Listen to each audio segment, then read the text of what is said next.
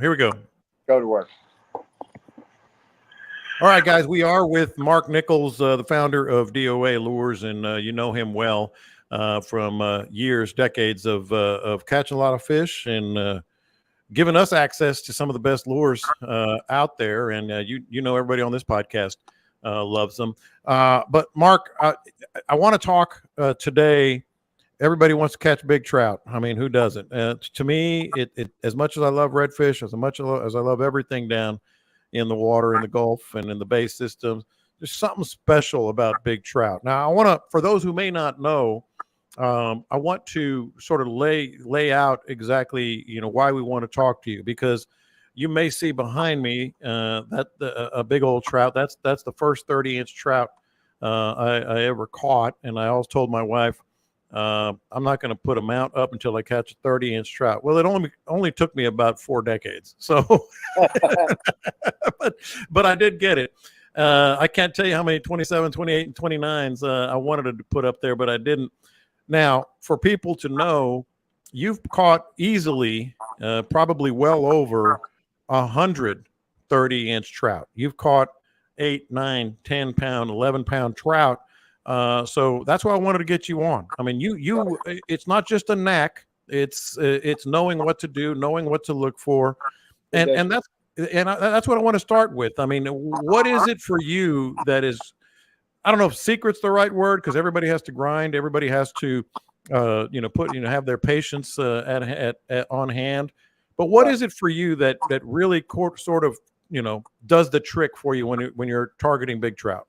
If I'm just thinking big trout, first of all, obviously I've fished a lot of places. I fish them from North Carolina and South Carolina all the way to South Texas to the border, and all along the west coast of Florida, all along our coast.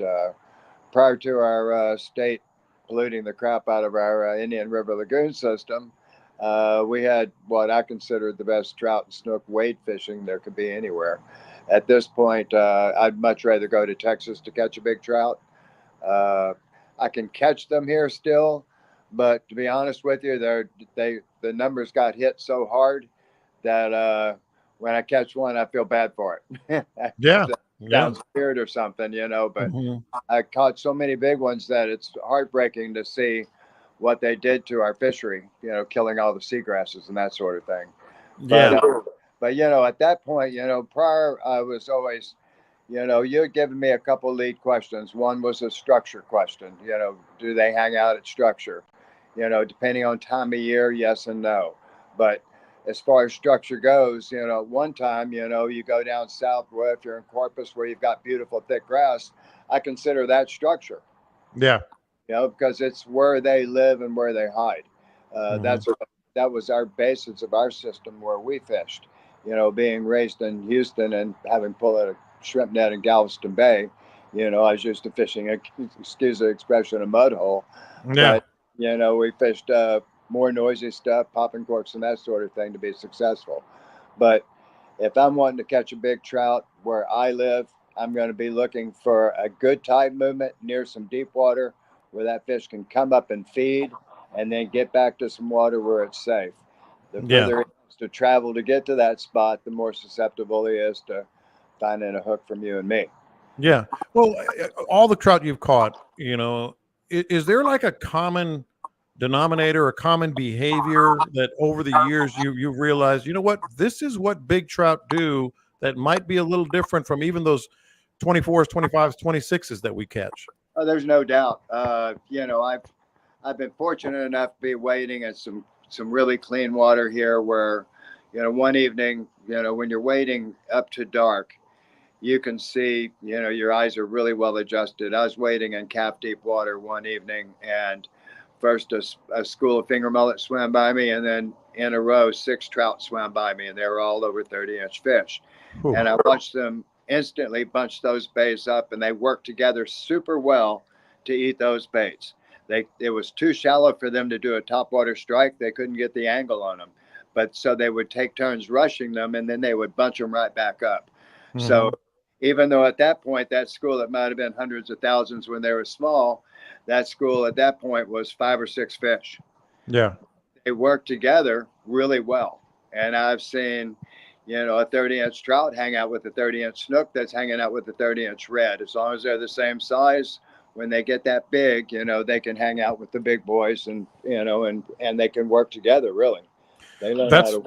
That's really fascinating to me, because whenever I've caught big trout, I call it the neighborhood, and what you're saying is contrary to that. Like smaller trout are in schools and work together.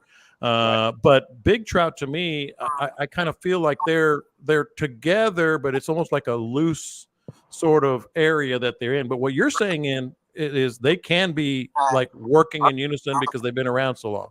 Without a doubt, there's no doubt. I've seen it more than once. Mm-hmm. What you're referring to, I agree wholeheartedly. I've done plenty of wading in Texas where you're in an area where there's some big trout. You don't sit there and stand in one spot and catch 6 trout in the same spot, but you work a quarter mile and you catch a half dozen really nice trout. Yeah. So your point is well taken, but again, there's so many different conditions. If we start talking about catching a big trout where I am versus you are, versus if I wanted to go fish in Matagorda versus if I wanted to go fish in Corpus and that sort of thing. Yeah. But a lot of people ignore, say you go down to Port Mansfield. Mm-hmm. Everybody, excuse that. That's all right. That's my That's private. Okay. Well, everybody needs a private jet. Yeah, I think he got the land. Hey, buddy. Yeah.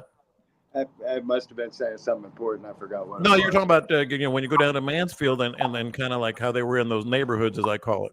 Right. Then, but also, John, in respects to that place, a lot of people are, taking off and, running further south or running further north, and in a lot of cases, of course, and they're getting out and they're waiting. But, when I spent several weeks there one year and I just got in my boat, I was hanging around the inlet quite a bit.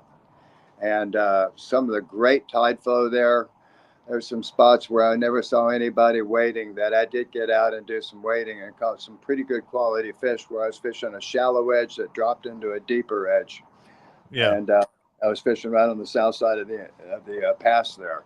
So, I think that, sometimes you might overlook a spot that might have a couple big single fish that can be in a place that you're not normally looking for those numbers of fish. Well, that's a great transition to the next thing that you had me thinking about, and that is, I've been look, clearly I'm not you, but whenever I've found some big trout, I've targeted them. Maybe I missed them. Maybe I just saw them. I come back the next day, because I feel like big trout tend to stay in the general vicinity more than smaller trout. So if you can stumble upon some, you can kind of claim those fish if you're just patient. Would you agree, disagree? What? I agree 100% with that. Once you find those fish, I think there's a good chance you can find numbers, and they're there for a reason. If I'm seeing that same bait, the day I caught that biggest trout of my life, that day we caught 24 fish over 7 pounds. And everything was, I was running my boat. I found a bar I'd never fished before because I saw pelicans diving, and the pelicans were pulling their heads up pretty fast. If they pull their heads up fast, I know they're eating some bigger baits. I also terns diving, which told me there's small baits there too. So I went over to it, and it turned out it was a spoil bar off the channel that I'd never noticed before. But when I saw the birds working it, I got off and I hopped out of the boat. And, I had a good outgoing tide where I could cast around the corners with my shrimp and just let it sweep. Yeah. The fish were just picking it up because there were numbers of trout there, obviously. Yeah. And go ahead. So, I'm always, I'm looking for the conditions. I had good moving water. I knew I had small baits. I knew I had big baits. So everything I wanted that was going to either bring the fish in that trout's going to want to eat, or that's got the bait already there that they want to eat. Mostly waiting, or what is that kind of a misnomer? Is that a misnomer sometimes? My favorite is waiting. Yeah. I can't help it if I'm in the water catching a big trout. It's kind of like somebody says, hey, what's your favorite way to catch a snook? My favorite way to catch a snook is to go wade fish. If I want to catch my biggest fish, I'm going to go fish deep water somewhere. and All right, go ahead. neck to pull and break his neck to get them in. But I love fishing and it's being that shallow water and hook that big fish. Yeah. What has been the most common approach? You know, a lot of people kind of simplify it: big bait, big fish, or you got to wade, or you got to work your bait this way. You know, more than 130-inch trout. What has been the most common denominator for you in terms of how you approach catching them? Common denominator usually was related to a tide, number one.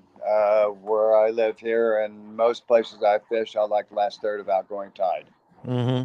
Seems to sweep most of the bait out. You know, my first designed bait was a shrimp, and shrimp will be going out with the tide. And I took advantage of that, utilizing a tide where I could just sweep it. You know, some of my history of fishing was, you know, I lived in Durango, Colorado for a while after I moved from Austin to Durango. I learned to crawl on my belly to try to catch one stupid trout laying behind a rock. You try to fly to let the current sweep and fly through the fish. And I moved here and I started, you know, carving my little shrimp, and I saw those snook and or trout laying in that current, looking into that current. Yeah. And you cast up tide and let it sweep into their faces and slowly ease it away, and it'd light them up to get them to eat. And, you know, I'll do very similar with trout and or snook as far as that night fishing goes. Yeah. And the bait that same type of way. And in some cases, you know, those trout are being real picky, but that's the school trout discussion. I'm Yeah. getting way big trout. You know, Yeah, no, yeah. Well, I wanted to talk. Everybody wants to catch a big trout, but you've said a couple of things now. You've said something a couple of times now that I know our listeners are going to pick up on. You've said, let it sweep in, you know, work the tide, let it sweep in into the fish. That's kind of counterintuitive to what we all do. You know, get to your spot, even if there's a good tide, and work that bait, work that bait. You're kind of saying something otherwise. Can you explain that? I'm fishing a bait that's fairly neutral in the water. I don't have to bring it, you know, with the design of the shrimp or the shallow running bait buster are virtually identical in design. They've got a weight in the belly and they've got an upsweep to the bottom of the bait toward the head. So if you ride that with any kind of speed, it's going to keep it more neutral in the water. Yeah. And I can cast across tide and let it sweep in a tide at a slow retrieve, and it's going to sweep across that water where those fish are feeding. And again, it just makes it easy for them to eat. Yeah. You know, I mean, I'd be the first to tell you, I've got friends that are some of the best anglers I know that are extremely aggressive fishermen. And I've, you know, been wading before in some really clean water where I had made a cast. I was sure you know, well, I'm not going to get a fish on this cast. I'm going to crank it in. And all of a sudden I watch a 6-pound trout race after that bait to eat it, you know, to get it. He's going to go get it before it gets away. And so a lot of times, you know, if I'm just broadcasting, a lot of people are going to want to throw, say, a top water, which can be great. But, you know, I like throwing something I can scuff the bottom with or just touch that grass with just a little bit when I want to get to that fish. I want to make it easy for him to eat in his comfort zone. Yeah. Well, let's talk about some of these baits. I mean, obviously, like I said at the start, you founded DOA. You've got a hell of a good thing going, and we're really happy that you're part of the Bite Me podcast. I'm going to sell one bait for you a lot right now. I'm going to sell one bait for you to a lot of people right now. What bait have you caught the most big trout on? Give me one. I know there's more, but give me one bait because I know our listeners are taking notes. Well, my biggest trout was caught on the shrimp. Isn't that crazy? And, you know, it's as simple as that. I've got I live on a little creek. Look back there, and there. And in that creek, I've got a little, basically it's a minnow trap, and I elongated one of the holes. And depending on time of moon, I can see sometimes there'll be a bunch of shrimp in there when I'm coming up on a full moon. Sometimes there's no shrimp in there at all. And I've learned a lot by just watching what's going to be in that trap as to what's going on in the moon. And if I've got a good outgoing tide, that last third of outgoing tide on a growing moon, I know those shrimp are going to be moving out. And those fish, you know, my theory on a big fish is, you know, for every giant bait he eats, he may be eating 50 small baits. Yeah. Yeah. It's so funny you say that one I talked about earlier, little 3-inch soft plastic, man. I mean, it's crazy. So that's very enlightening as well. For every big bait, which we all talk about and a lot of people use, Right. 50 small baits. So you're throwing a small bait. What are some other highly successful baits for you? If everybody's taking notes to what we're talking about here, and they're throwing the shrimp, what else are they throwing for best Okay, success? we'll jump into, say, the bait buster and a deep runner. If I'm standing in my boat, if I'm fishing out of my boat, then suddenly it's a different discussion. If I want to catch that big trout and I'm fishing out of my boat, I'll tend to throw a deep runner. And part of this is because I'm so smart, but most of it is because I'm smart. and other people, I go, wow, I would have never done that before. And yeah, I've got a friend of mine that'll throw my deep running bait buster, and he fishes it super aggressive, covers a ton of water with it, and catches a ton of fish. And Yeah. just really pisses me off at times because it just like I'm looking at it going, how does that fish even want to eat that thing? But he fishes Yeah. very, and those fish, he fishes for that fish that's going to do that reaction strike, and he catches a lot of fish with it. Where, Oh man, that's crazy. I'm kind of more of a methodical guy. I definitely have got times where if I'm fishing a deeper sweep where I say I'm dropping off a bar from 1.5 to 4 or 5 feet, I will sweep it, but move it pretty fast as if I want to keep it away from that fish when it drops off that edge. Yeah. Last thing, and then we'll let you go. Most big trout that I've caught have been in places where I've caught smaller trout, Sure. but you do hear occasionally, go look here. This is where the big trout are and all this. Do you buy into that, or is it just the same old, same old? You just happen to see them at that point. I think there's, I do tend to think, at the beginning of our conversation, you said sometimes you feel like there will be an area where there will be a number of large trout. And I do believe that's true. Uh, they're there for a reason. They're there because there's a bait that they want to eat, whatever that is. And, in many cases, trout are wanting to eat mullet, but I think they eat a ton of pinfish and that sort of thing. That's a basic diet for them. Yeah. And, I'm drifting a little bit here, but uh, I don't, I don't know. Jump me along here. No, go ahead. Like you're saying, like I said, I've been catching some big trout over the years. The exact same places where I've caught smaller trout. Places that I like to fish, places where the tide's moving, places where I like the structure. But how often do they actually stay there, or are there places where you should maybe look elsewhere? Well, when we talk about some huge trout, which I've experienced, it was very common in the Indian up to about 15 years ago, where I'd have a 24-inch trout, and I was fishing with Ed Zayak one day. We had what was easily a 26-inch snook on, and what we both swore we were looking at a world record trout was trying to eat the 26-inch snook. Good Lord. It was very common for us to be catching a 20-inch trout and having a big trout try to eat it. It was very common. Yeah, and that's very exciting. and, but then we talk about big baits, and that sort of thing, how that can draw that big fish in, and it certainly can. And there's also, as a lure designer, I'm always saying to myself, okay, what do I need to put that pulse in the water that 16-inch trout is putting out in the water that big trout is going to eat? Yeah. A lot of times I've been experimenting with some baits that will cast well, but it's pulling more from the center. So when you jerk that thing, you're pulling it sideways, and it's putting off a real loud pulse. It looks, it is ugly as sin, but have you caught some fish on it? But I've already hooked some monster fish on it. So it's, it's something that. So it's actually pulling from the middle. It's kind of like just shake it. Exactly. You're pulling it and you're making it. You've got a big enough silhouette in it where when you're pulling it, you're pushing a lot of water. Dang. I'm a huge believer in, a couple of my coolest stories. One of them was I was wade fishing one time and I happened to see some tarpon I was trying to reach. I'd caught a couple of snook, and I caught a real nice trout too. And I just had my little pinch weight I was working on. And I put it on, and I was wading back, and a tarpon rolled literally 2 feet in front of me. And I just dropped the lure. And before the fish ate, I felt the wake of the fish go across my legs when it turned to eat it. And then I felt it eat, and then it threw it back over my shoulder. But, my point being, those fish can feel that wake. Yeah. Yeah. And that will get their attention. That's what gave you the idea, probably. That's what probably put that seed of an idea. Without a doubt. Yeah. No doubt yeah. about it. when we've seen those giant fish suddenly try to eat a fish that we were proud to catch anyway. Yeah. It makes you, just kind of opens up your mind, kind of like you say, puts that light off in your head.